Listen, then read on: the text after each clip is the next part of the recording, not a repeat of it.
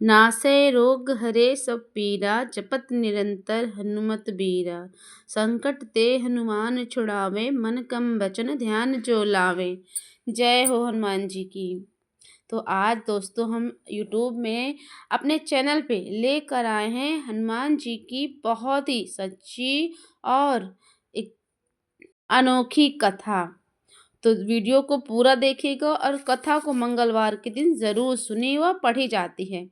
तो चलिए सुनाते हैं भगवान बजरंगबली की एक अद्भुत कथा मंगलिया की। किसी नगर में एक बुढ़िया माई अपने बेटे के साथ रहती थी। बुढ़िया माई हनुमान जी की परम भक्त थी। वह हर रोज नियम पूर्वक हनुमान जी का पूजा पाठ करती और हर मंगलवार को हनुमान जी का व्रत करती तथा मीठा रूट बनाकर हनुमान जी को भोग लगाती थी।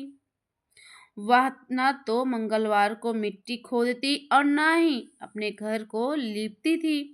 बुढ़िया माई का बेटे का नाम जन्म भी मंगलवार के दिन ही हुआ था, इसलिए उसका नाम मंगलिया था। एक दिन हनुमान जी बुढ़िया माई की परीक्षा लेने के लिए हनुमान मंगलवार के दिन एक साधु का वेश धरकर बूढ़ी माई के घर आए और बोले, कोई हनुमान भक्त है जो मेरी इच्छा पूरी करे।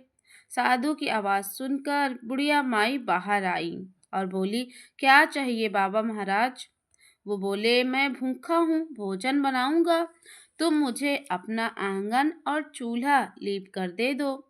बुढ़िया माई ने हाथ जोड़कर बोली, महाराज, मिट्टी खोदने और आंगन लीपने के अलावा आप जो भी आज्ञा देंगे मैं अवश्य मानूंगी।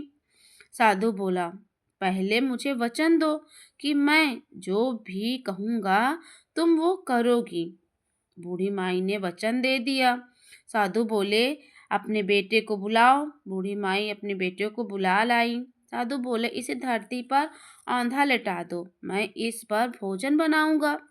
यह सुनते ही बूढ़ी माई के पैरों तले जमीन खिसक गई, लेकिन वह साधु को वचन दे चुकी थी, इसलिए उन्होंने मंगलिया को साधु के हवाले कर दिया।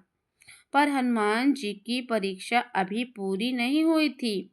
उन्होंने बूढ़ी माई को कहा कि इसकी पीठ पर मुझे आग जला कर दो, जिस पर मैं भोजन बनाऊंगा। बुढ़िया माई अत्यंत दुखी हो गई और आग जलाकर वह रोती हुई अंदर चली गई। भोजन जब तैयार हो गया तब साधु ने बूढ़ी माई से कहा, भोजन बन गया है, अब अपने बेटे को बुला लो ताकि वह भी भोजन कर ले। बूढ़ी माई बोली, महाराज, मेरे दुखी मन को और मत दुखाइए। मैंने अपने हाथों से स्वयं अपने बेटे को अग्नि के हवाले किया था, लेकिन साधु महाराज नहीं माने।